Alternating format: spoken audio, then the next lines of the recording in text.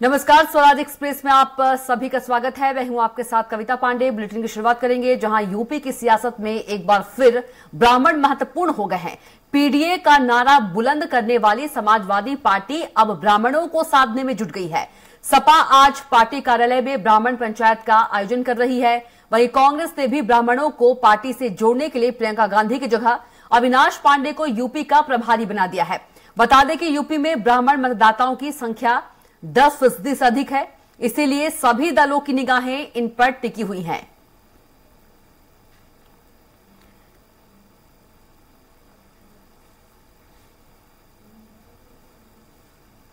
सपा के साथ कांग्रेस भी ब्राह्मणों को साधने में जुटी।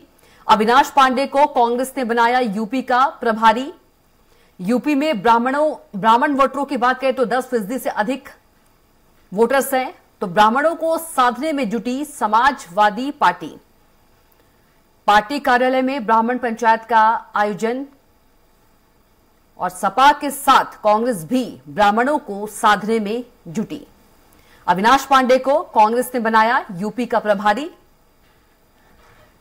यूपी में ब्राह्मण वोटरों की बात करें तो संख्या 10% से अधिक है, तो ब्राह्मणों को साधने में जुटी समाजवादी पार्टी। तो वहीं पार्टी कार्यालय में ब्राह्मण पंचायत का आयोजन,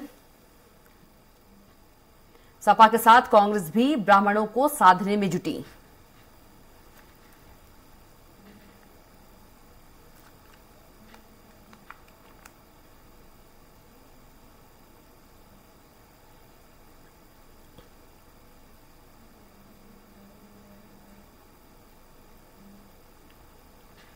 और सीधे रुख करेंगे उत्तर प्रदेश संपादक राघवेंद्र त्रिपाठी जी का।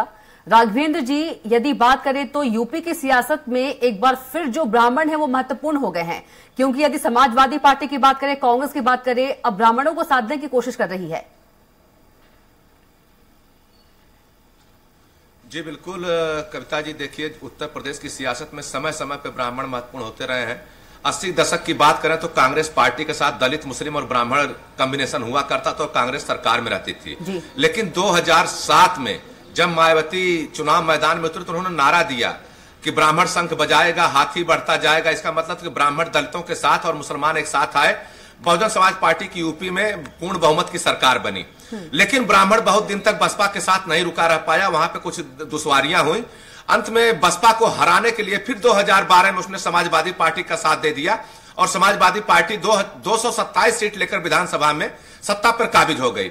उसके बाद ब्राह्मणों का वहां से भी मोहभंग हुआ। उसके बाद 2017 से लेकर अब तक लगातार भारतीय जनता पार्टी के साथ है। हालांकि इंडी गठबंधन की बात चल रही है सीट शेयरिंग को लेकर, कौन कहां लड़ेगा, कितनी सीटों पर लड़ेगा। इसी बीच कांग्रेस ने नया दांव खेला है कि उत्तर प्रदेश में ब्राह्मणों को क्यों न पार्टी से जोड़ा जाए। हालांकि बड़ा चेहरा प्रियंका गांधी वाड्रा थी, उनको प्रभारी पद से हटा करके अविनाश पांडे को प्रभारी बनाएगा ताकि उत्तर प्रदेश में जो एक वोट बैंक की किल्लत है उसे दूर किया सके। क्योंकि अभी ऐसा कोई वोट बैंक नहीं जो कांग्रेस के साथ जुड़ता दिख रहा हो। हालांकि कांग्रेस की लगातार कोशिश है कि अल्पसंख्यक और पिछड़ों को जोड़ा जाए, जाति जनगणना का नारा भी दे रहे हैं। वहीं अखिलेश यादव पीडीए का यानी पिछड़ा दलित अल्पसंख्यक का नारा देकर चुनावी मैदान में कूद रहे हैं। लेकिन अब अखिलेश यादव भी जानते हैं कि बिना ब्राह्मण के उत्तर प्रदेश में उनकी बैतरणी पार नहीं होने वाली है। क्योंकि ब्राह्मण उत्तर प्रदेश में 10% से ज्यादा है और 9 लोकसभा सीटें ऐसी हैं जहां पे ब्राह्मण निर्णायक भूमिका निभाता है। तो अखिलेश यादव भी जानते हैं कि ब्राह्मणों को जोड़ना जरूरी है। इसी नाते वो भी ब्राह्मण पंचायत आज कर रहे हैं। कांग्रेस ने ब्राह्मणों को जोड़ने के लिए प्रियंका गांधी को किनारे कर अविनाश पांडे को लाई है। भारतीय जनता पार्टी से पहले से ही अटल बिहारी वाजपेयी के नाम पर ब्राह्मण जुटे हुए हैं। अब ब्रजेश पाठक जो डिप्टी सीएम है और जितिन प्रसाद जो ब्राह्मण चेहरा है, उनको आगे करके ब्राह्मणों को जोड़ रही है। देखिए कविता जी, विकास की बात करते करते सभी सियासी दल ऐन वक्त पे जात पे ही आते हैं। अभी तक जाट वोट की दावेदारी केवल जयंत चौधरी करते थे जो चरण सिंह के पोते थे। लेकिन जिस तरह से कल भारतीय जनता पार्टी ने जाट समुदाय को मोहने के लिए चौधरी चरण सिंह की 51 फीट की प्रतिमा मुरादाबाद में लगवाई, उससे कहीं न कहीं संदेश देने की कोशिश हो रही है कि हम सभी जातियों को साथ लेकर चलने की कवायद में जुटे हुए हैं। और सबसे बड़ी बात है कि जाट वोट बैंक जिस तरह से जगदीश धनखड़ को लेकर विपक्षी सांसदों द्वारा कथित अमर्यादित टिप्पणी और मिमिक्री की गई है, उसको लेकर पश्चिमी यूपी में जाट लामबंद हो रहे थे। ऊपर से भारतीय जनता पार्टी ने चरण सिंह की प्रतिमा लगाकर जाटों को अपने पाले में करने की कोशिश कर ली। तो कुल मिलाकर जाति गोलबंदी अपने चरम पे है उत्तर प्रदेश में। लेकिन इंडी गठबंधन के सामने दुश्वारी यही है कि अभी तक उनकी सीटें नहीं फाइनल हो पाई, किन सीट पे कौन दल लड़ेगा, कितनी सीट पर लड़ेगा। लेकिन वहीं पे जाति गोलबंदी पर कांग्रेस भी धार दे रही है, समाजवादी पार्टी भी धार दे रही है, बहुजन समाज पार्टी ऑलरेडी दलित सियासत करती आ रही है, भारतीय जनता पार्टी भी जातियों को जोड़ने की बात कर रही है। तो कुल मिला के अब एक बार फिर उत्तर प्रदेश की सियासत में ब्राह्मण महत्वपूर्ण भूमिका अदा करने जा रहा है, क्योंकि ब्राह्मण 10% से अधिक है और अपने साथ कुछ वोट बैंक और लेकर आता है। इसी नाते सभी जो जितने भी दल हैं, चाहे सपा हो, बसपा हो, कांग्रेस हो, सभी लोग ब्राह्मणों को जोड़ने की कवायद में जुट गए हैं।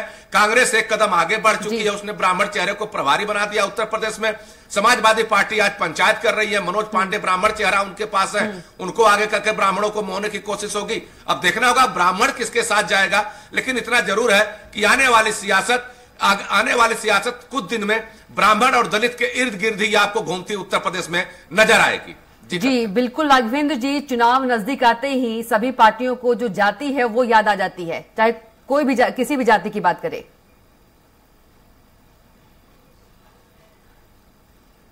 देखिए, उत्तर प्रदेश में विडंबना यही है कि बात विकास की होती है, बेरोजगारी की होती है, महंगाई की होती है, लेकिन जब चुनाव आता है तो चौसर पर पासे बीच जाते हैं, गोटियां बिछाई जाती है जातियों की। यही वजह है कि भारतीय जनता पार्टी भले विकास की बात करती हो, लेकिन उसने भी जाति कॉम्बिनेशन बनाया है। निषाद समुदाय को साथ जोड़ने के लिए निषाद पार्टी के मुखिया को गठबंधन किया है, कुर्मी समुदाय को जोड़ने के लिए अपना दल अनुप्रिया पटेल से गठबंधन है, अब राजभर समुदाय को जोड़ने के लिए सुभाषपा से गठबंधन किया हुआ है। तो देखिए, विकास की बात चाहे जो पार्टी करे, चाहे सपा हो, बसपा हो, कांग्रेस हो, भाजपा हो, लेकिन यूपी का दुर्भाग्य है कि अंत में चुनाव जातियों पर सिमट जाता है। लेकिन हाँ, 2014 से जिस तरह से मोदी ने राष्ट्रवाद और विकास को मुद्दा बनाया है, जो जातियों की गोलबंदी है कहीं कहीं गौड़ नजर आ रही है। जिस तरह से अभी 4 विधानसभा में चुनाव हुए थे, वहां पे जाति जनगणना का मुद्दा उठा था, चाहे छत्तीसगढ़ हो, मध्य प्रदेश हो, राजस्थान हो, तेलंगाना हो, वहां पे भारतीय जनता पार्टी ने इस मुद्दे को हवा नहीं लगने दी, इस मुद्दे को कारगर नहीं सिद्ध होने दिया, लेकिन अपने एजेंडे पे काम किया और कहीं कहीं हिंदुत्व और विकास के मुद्दे पे चुनाव जीत गई। उत्तर प्रदेश में भी यही फार्मूला अपनाया जाएगा। जनवरी में राम मंदिर का उद्घाटन है, तो भारतीय जनता पार्टी जिसके लिए 50 वर्षों से संघर्ष कर रही है, उस मुद्दे को इतने आसानी से तो जाने नहीं देगी।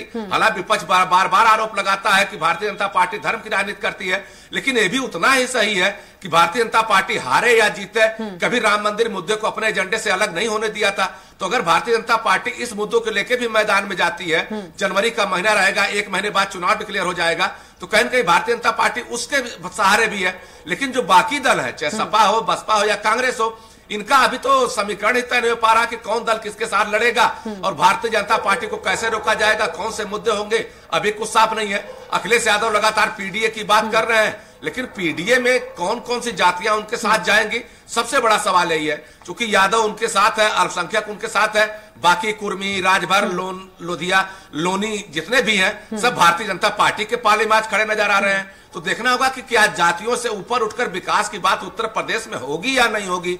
ब्राह्मणों को साधेंगे, क्षत्रियों को साधेंगे, लेकिन विकास के मुद्दे पे कौन सा दल चुनावी मैदान में जाएगा, यह सबसे बड़ा सवाल होगा। बिल्कुल राघवेंद्र जी, महत्वपूर्ण जानकारी साझा करने के लिए आपका बहुत ही धन्यवाद।